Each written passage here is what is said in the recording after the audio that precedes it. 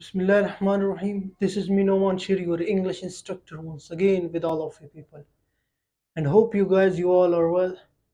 My dear student, today I'm gonna talk about rule number 5. And the topic is 100,000 million dozen. It seems that this topic is very easy and it's not complicated. But whenever we use these words in our sentence, we often make errors in our sentences. In this video, I'm gonna talk about these words and how to use these words and okay.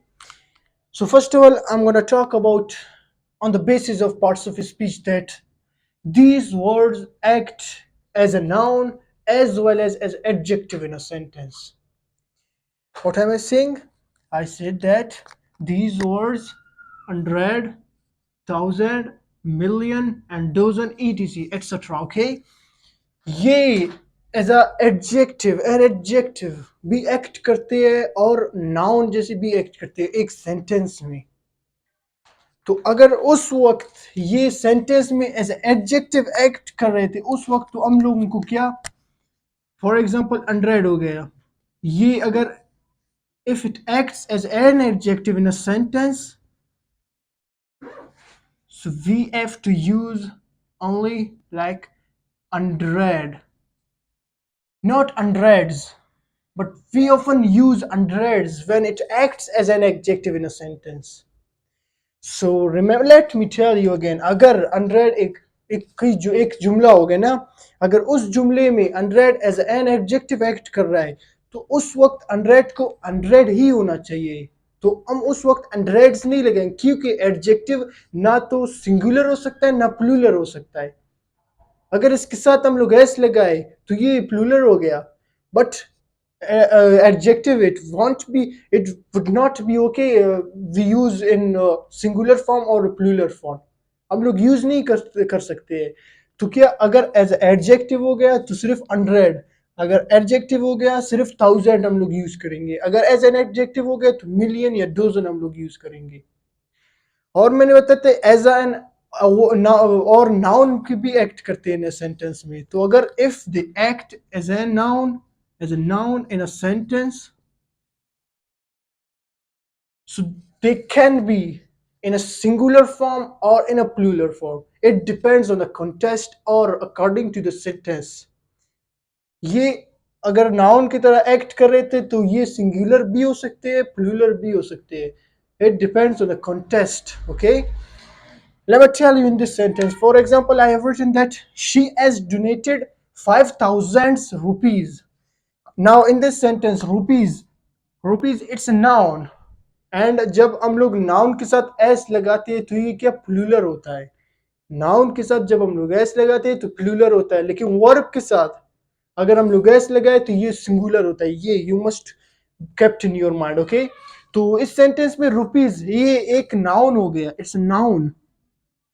तो 5,000 it acts as noun as well as an adjective, but in this sentence it acts as an adjective because we have already used a noun in our sentence, so it's an adjective.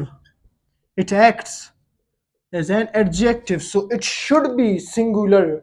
Singular यार मैंने बताया था कि adjective ना singular हो सकता है ना प्लूरल हो सकता है, क्योंकि वो एडजेक्टिव है। सिर्फ नाउन और प्रोनाउन या सब्जेक्ट सिंगुलर और प्लूरल हो सकते हैं। तो adjective 5 only we have to write, we have to remove s. The now this sentence is accurate grammatically. She has donated 5,000 rupees. I hope that you got it. Okay, similarly, she has donated thousands of rupees. इस sentence को हम लोग इस तरह, अभी देखो मैंने इस सेंटेंस में थाउजेंड्स यूज किए, लेकिन इस सेंटेंस में ये एज अ नाउन एक्ट कर रहा है। क्या एज अ नाउन एक्ट कर रहा है, और नाउन सब्जेक्ट को या नाउन होना चाहिए प्रोनाउन होना चाहिए। तो ऐसे समझो ये एक सब्जेक्ट हो गया, तो she has donated thousands of rupees, ये भी एक नाउन है, रुपीज ये नाउन है, मगर हम लोगों का मेन सब्जेक्ट वही है जो प्रेपोजिशन से पहले आ जाए। ये एक प्रेपोजिशन है, प्रेपोजिशन से पहले हम लोगों का नाउन आना है। तो noun it can be singular and plural according to the context, according to the subject you can also say. Okay, so this sentence is correct grammatically because this sentence, in this sentence thousand, it acts as a noun, okay, not as an adjective. In the same way, he brought 2 dozen hags.